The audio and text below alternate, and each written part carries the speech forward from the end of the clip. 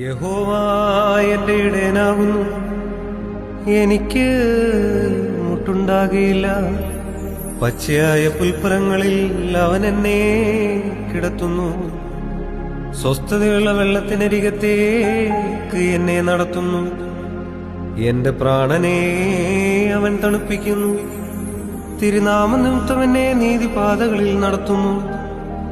കൂരിരുൾ താഴ്വരയിൽ കൂടി നടന്നാലും ഞാനൊരു അനർത്ഥവും ഭയപ്പെടുകയില്ല. നീ എന്നോടുകൂടെ ഇരിക്കുന്നുവല്ലോ.